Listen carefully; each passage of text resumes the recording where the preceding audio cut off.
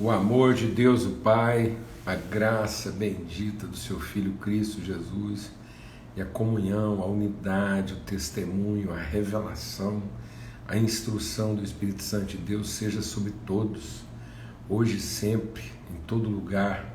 Que o Senhor faça resplandecer sobre nós o seu rosto e nos dê paz sempre. A paz de Cristo esteja sobre todos, guardando as mentes e os corações, em nome de Cristo Jesus o Senhor. Amém? Boa noite, irmãos, grande privilégio, aleluia, mais um dia, mais uma viração do dia, mais um tempo de comunhão aqui, de aprendizado, de edificação, exercício de fé. Nós estamos aqui para exercitar nossa fé, para que de fé em fé, a gente possa ser ministrado com graça sobre graça, até que a gente seja transformado de glória em glória na perfeita imagem do nosso Deus e Pai. Vamos sendo transformados com o rosto limpo, descoberto, tudo aquilo que venda, tudo aquilo que encobre, tudo aquilo que encoberta e que vela, seja removido.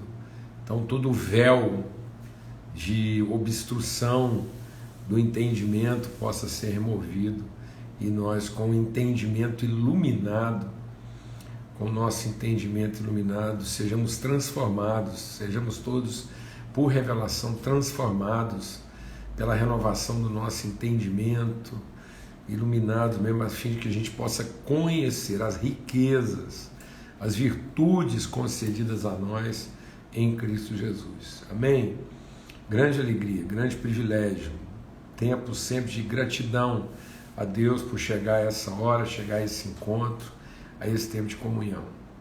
Volto a declarar aqui, e honrar quantos testemunhos, quanta virtude compartilhada, gente repartindo, assim, a forma como Deus tem usado esse tempo aqui para transformar, para trazer luz. Amém. Eu sou grato a Deus por a gente estar vivendo isso em família, de modo simples, conversando, meditando sobre a palavra de Deus e sendo transformados. Amém? Graças a Deus. Tempo muito especial mesmo. E é isso mesmo, o João tá lindo. Graças a Deus. Eu tenho que louvar muito a Deus mesmo assim pela vida aí dos nossos netos, enfim. Vamos ter uma palavra de oração, sempre agradecendo a Deus aí, um tempo assim, a gente está sendo esticado, amados? Esticado nas emoções, esticado no entendimento, fé para receber de volta e fé para se despedir, o justo vive da fé.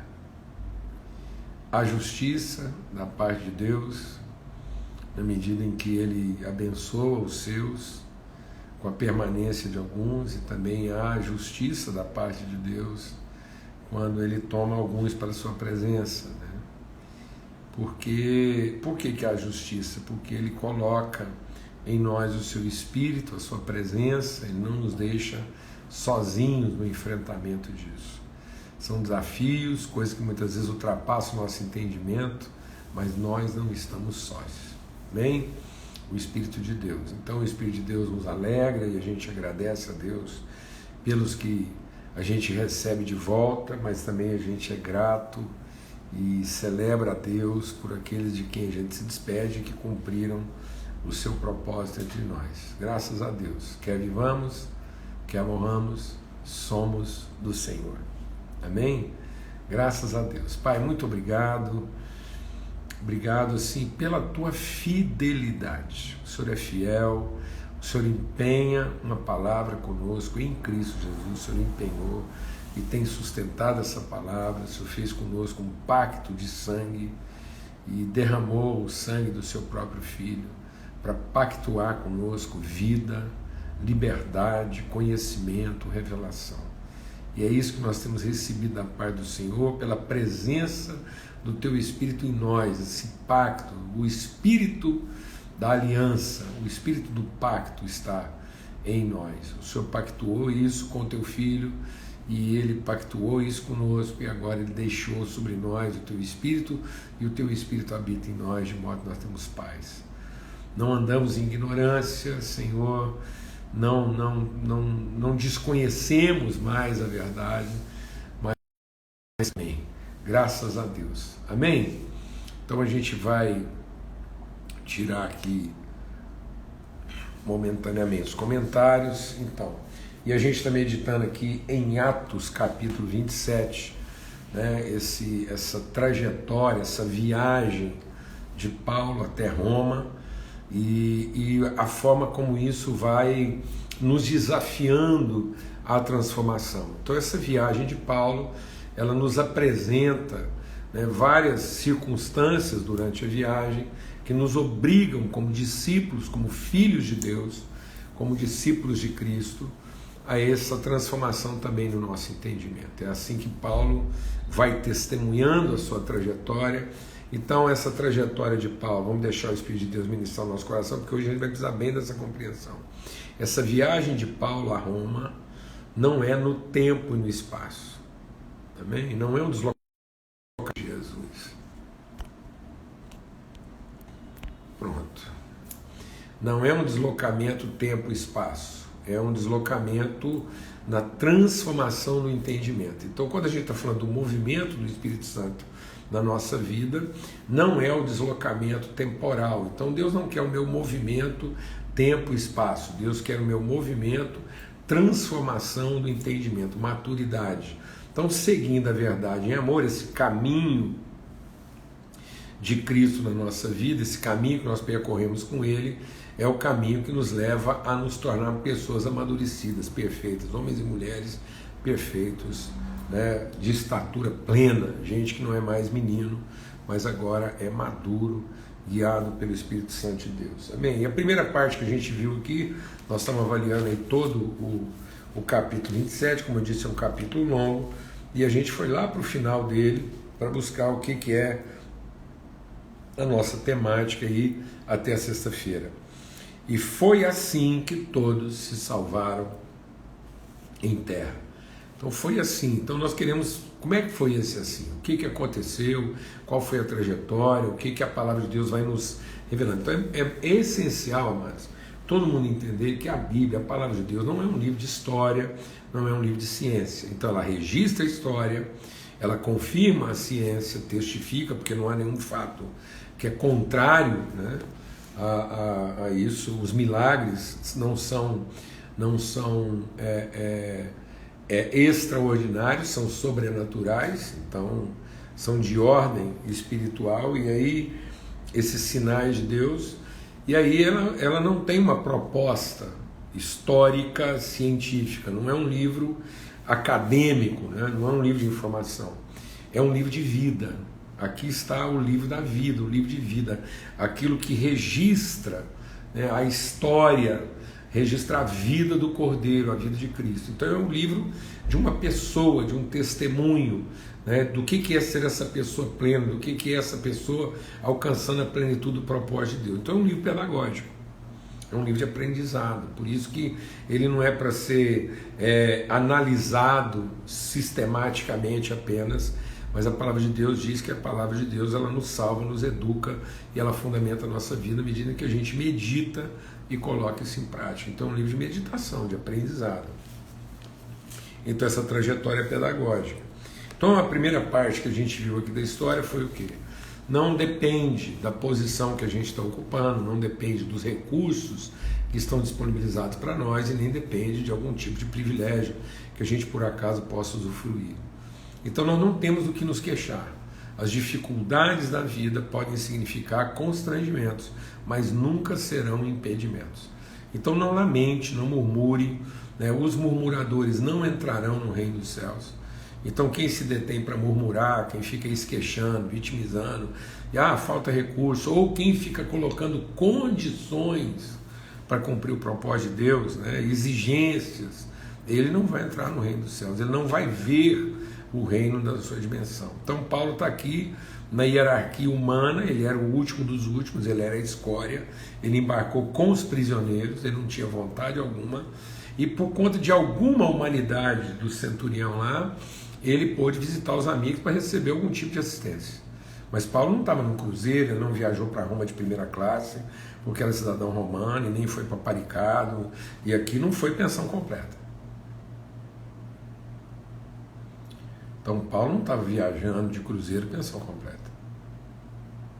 Amados, Deus de misericórdia, o nível, deixa Deus ministrar no nosso coração, o nível de exigência que algumas pessoas estão colocando, alguns de nós, de maneira assim mais natural, a gente vai colocando certas condições, certas exigências para fazer a vontade de Deus, que fica claro que não é a vontade de Deus, é a nossa. Que no fundo a gente está querendo algum tipo de admiração, algum tipo de reconhecimento, e a gente está achando que o exercício do ministério é fonte de lucro de alguma forma. E não é. Vocação ministerial, amados, é sacrifício, é doação, é entrega, é cruz, não é lamento, não é autopiedade. Quando a gente fala aqui de cruz, a gente fala da alegria de nos assemelharmos a Cristo, o Filho de Deus, de viver essa vida madura, desprendida, sem prerrogativas, sem presunção, sem ficar aí gerando expectativa de quem quer que seja, mas confiando exclusivamente, absolutamente na fidelidade de Deus, no seu propósito, e nos submetendo como consciência, não é uma subserviência, não é nos submetendo a uma hierarquia, um poder que pode nos destruir, não é submetendo porque eu estou com medo de ser castigado e nem estou com a expectativa de ser premiado. Não há um medo de ser punido, nem há expectativa de ser premiado, o que há simplesmente alegria, o galardão é saber que ao fim nós nos tornamos semelhantes ao nosso Pai. Essa é a alegria do Filho. A alegria do Filho é viver esse estado de glória com o Pai e o Pai viver com ele. Glorifica o teu Filho para que teu Filho glorifique a ti. Essa coisa gloriosa de Pai e Filho que se encontram e realmente celebram o fato de terem cumprido o seu propósito. Então não depende. Se você tem colocado, se você tem se sentido constrangido por pessoas que se colocam nessa posição, então sai desse lugar, vamos ver aqui igual o Paulo foi lá, embarcou, entrou e cumpriu esse propósito. Só uma coisinha aqui. Eu acho que é só um falso alarme aqui, mas toda hora está piscando aqui que a bateria pode estar acabando. Bom, vamos em fé aqui. E aí vem a segunda parte, né? A segunda parte é a partir do verso 7, que a gente quer considerar aqui. Navegando vagarosamente muitos dias, foi com grande dificuldade que chegamos às mediações de Sinido. Não nos sendo permitido prosseguir por causa do vento contrário, navegamos ao abrigo de Creta, na altura de Salmona. Costeando a ilha com dificuldade, chegamos a um lugar chamado Bons Portos, perto do qual estava a cidade de Lazéia. Depois de muito tempo, tendo se tornado a navegação perigosa, já passando o tempo do dia do jejum, Paulo os aconselhou dizendo. Então presta atenção aqui no que nós podemos aprender com essa viagem de Paulo. Como eu disse aqui, que quando Deus está falando de caminho, ele não está falando tempo e espaço. Ele não está falando do caminho mais curto para a gente chegar mais rápido. Ele está falando do caminho eficaz que transforma o nosso entendimento. Então o caminho que Deus quer que a gente percorra é o caminho da transformação. Quanto mais rápido eu for transformado, tanto mais eu estou chegando àquilo que é o propósito de Deus de nos tornar pessoas maduras. Esse é o propósito. Pessoas maduras que formam pessoas maduras. Filhos maduros que orientam filhos maduros. Uma luz que brilha na sua plena intensidade. Amém? Então, a gente tem que se libertar dessa pressa, dessa ansiedade. Então, a gente não tem que ser negligente. Então, nós não estamos aqui fazendo apologia da negligência, da lentidão, né, da vagarosidade. Não é nada disso.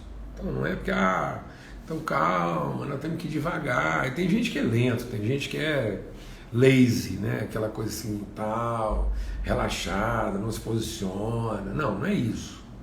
É a mansidão do coração, é a perseverança, é a constância, mas sem ansiedade. Porque o texto, é interessante que se você olhar esse texto aqui do capítulo 27, que Paulo vai contando. E essa é a última viagem dele. Essa é a última viagem de Paulo. Ele chega em Roma, lá o ministério dele vai terminar. Ele está indo para a conclusão. Essa é a parte final da sua vida, a sua viagem final. E aí, a gente olha para esse texto aqui e a gente vai vendo, né, aquilo que Paulo ensinou. E aí ele diz assim: nossa leve e momentânea tribulação não são para serem comparados com o peso de glória da eternidade. Então, e aí agora a gente vai entendendo o que Paulo falou, né? A nossa leve e momentânea, porque o narrador aqui, que todos acreditam ser em Lucas, ele está dizendo, não foi leve e momentânea, não, foi demorada e muito difícil. Deixa o Espírito de Deus ministrar algo no nosso coração. Da perspectiva da nossa carne, da nossa observação, das nossas obviedades, toda tribulação sempre vai parecer o quê? Toda tribulação sempre vai parecer o quê?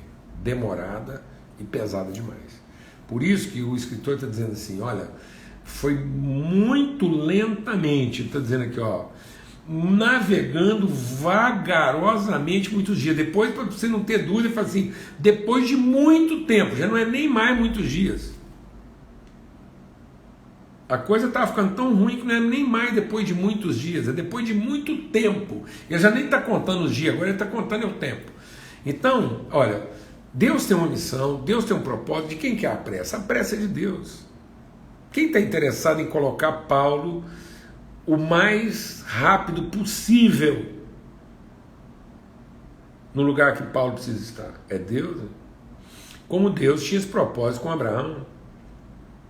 No entanto, desde que Deus fez a promessa para Abraão, ele levou 25 anos para a mulher dele ficar grávida. Rapaz, sabe o que é uma gestação? Tem gente que acha que a gestação de 9 meses é demorada. A gestação do Isaac foram 25 anos. Amados, vamos entender uma coisa. Aquilo que Deus quer não é atingir rapidamente o resultado. O que Deus quer é gerar eficazmente o agente. Então a missão de Deus é formar o agente. Então Deus não tem essa aflição do problema resolvido a qualquer preço, a qualquer custo, a qualquer tempo. Então quem está sendo trabalhado aqui? Quem está sendo preparado? Quem no fundo está sendo conduzido esse tempo vagaroso, a dificuldade? A gente fica até pensando que tudo isso era por conta da desobediência do povo, como se o Paulo tivesse sofrendo, né? Ele está sendo impedido, inibido. Não, mas Deus está no controle disso, a autoridade de Deus está lá. Se Deus quiser as coisas mais rápidas, o coração do rei está na mão de Deus. Isso aqui tudo é para trabalhar o quê? O caráter do Paulo. É para colocar ele em condição, é para ele perseverar, é para ele ser resiliente, é para ele entender, para ele não retroceder, para ele ir ganhando autoridade. Porque Paulo entra, deixa eu Deus ministrar aqui. Paulo entra como prisioneiro. Então, quando Paulo entrou no navio, ele era o capacho, ele era o que tinha que ser pisado, desprezado. Entrou com outros prisioneiros, foi lá para masmorra. E o que vai acontecendo na medida em que aparentemente tudo está dando errado? Então vou te fazer uma pergunta. Se tudo tivesse dando certo, Paulo teria chegado na posição que ele chegou?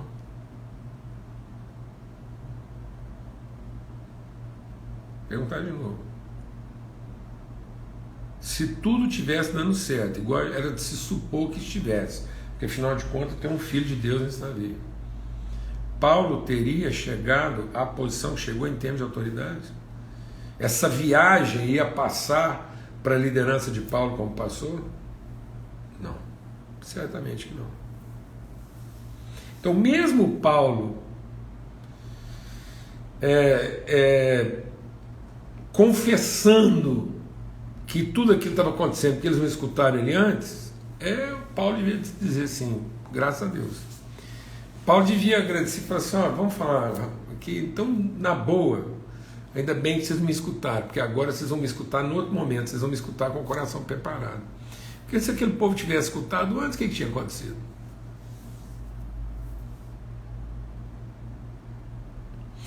Então, aquele povo precisava ser confrontado.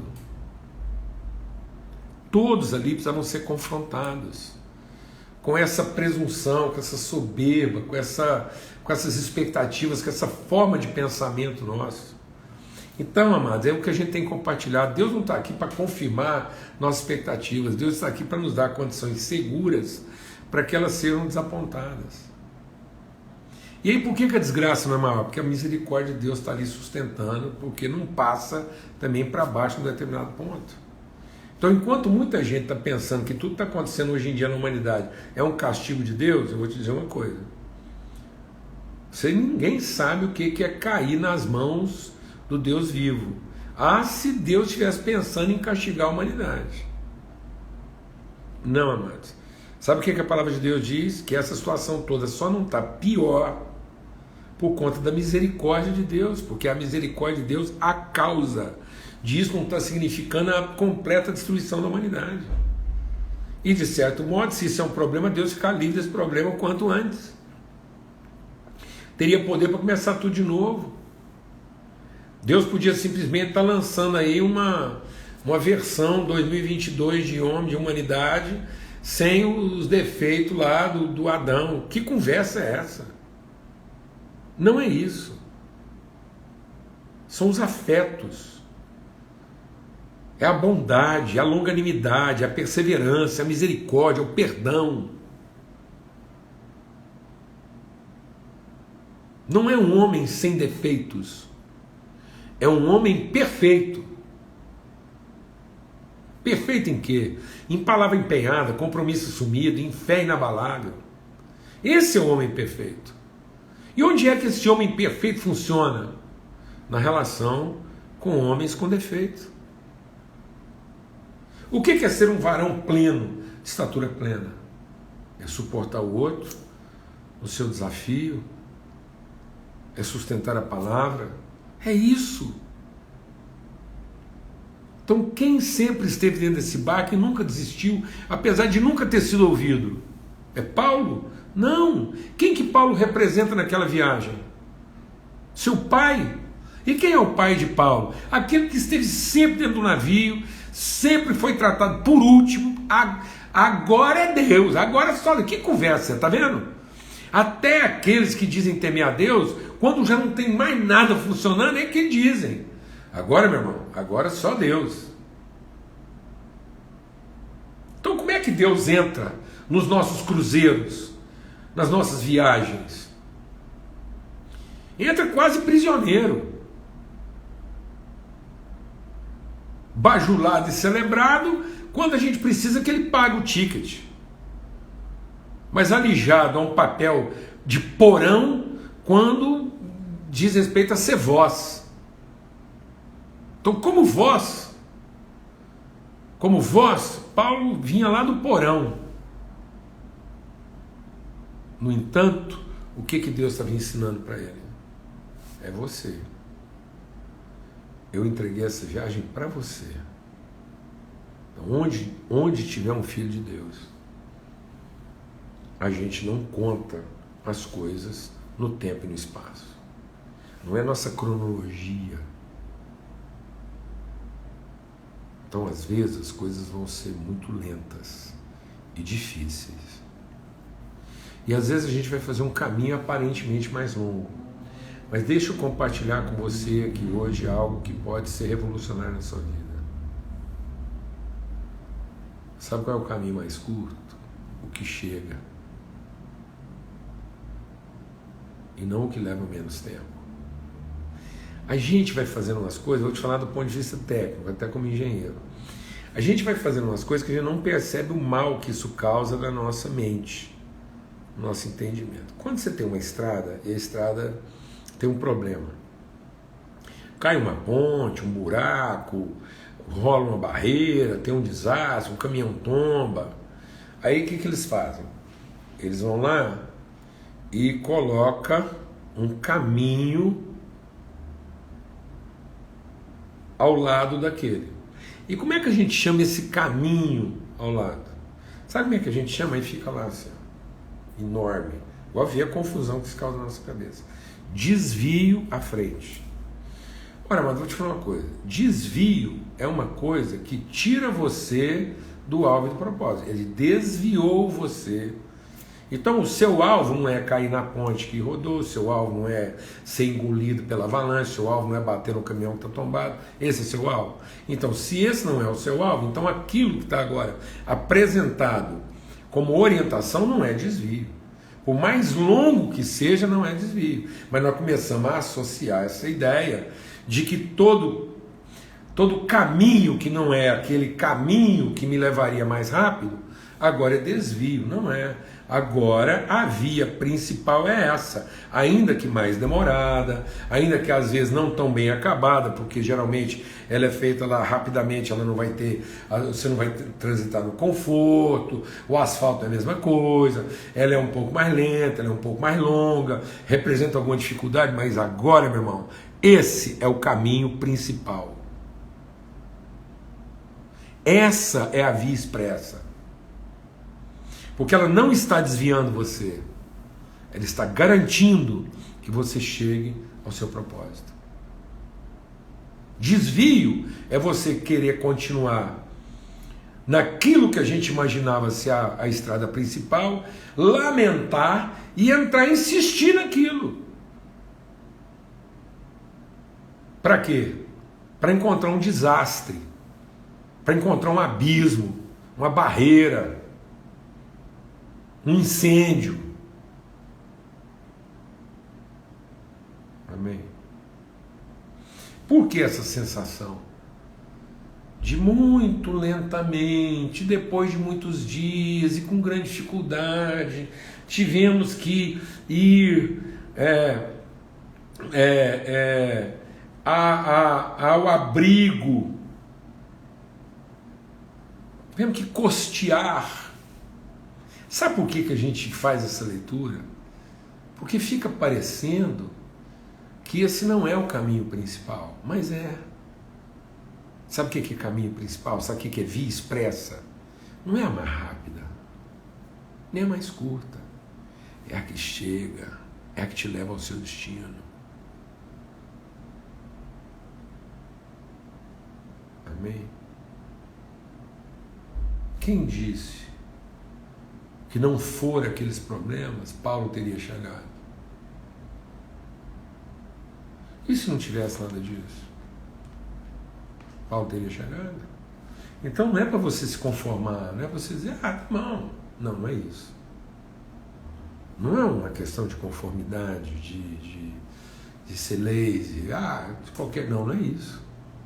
Mas é também uma questão da gente não perder o tino, o prumo e a sensibilidade, porque senão a gente começa a achar tudo lento demais, difícil demais, e a primeira coisa que a gente perde é a sensibilidade, e a gente fica rancoroso. E aí Paulo, em vez de assumir o seu papel na hora certa, em que Deus colocou para ele a bola na marca do pênalti, ele podia estar simplesmente ressentido. Vocês não me ouviram? Então agora, sabe o que? Nada. E é o que está acontecendo com muitos líderes. Presumiram um tipo de apoio, presumiram um tipo de trajetória, presumiram uma velocidade, presumiram uma distância, presumiram um recurso, presumiram um apoio. Não foram tratados à altura, não tiveram os recursos que esperavam, a coisa ficou um pouco mais demorada, um pouco mais difícil do que ele estava esperando, e aí sabe o que aconteceu com o coração deles? Amargura. Não estavam prontos para orientar o processo quando chegasse de fato a sua hora. Por quê? Porque tinha expectativa. Que seria mais fácil, seria mais curto, seria mais rápido e seria com outro tipo de reconhecimento e ajuda. Mas não foi, irmão. E agora?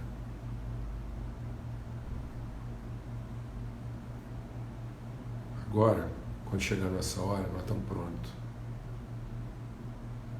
a assumir sem ressentimento, sem amargura, sem achar que estamos no desvio. Não. Onde nós estivermos orientados pelo Espírito Santo, aí é a estrada principal. Sabe qual é a estrada principal? Sabe qual é a via expressa? Onde estiver um filho de Deus orientado pelo Espírito Santo. Esse é o caminho. Andai nele. Amém? Em nome de Cristo Jesus, Senhor.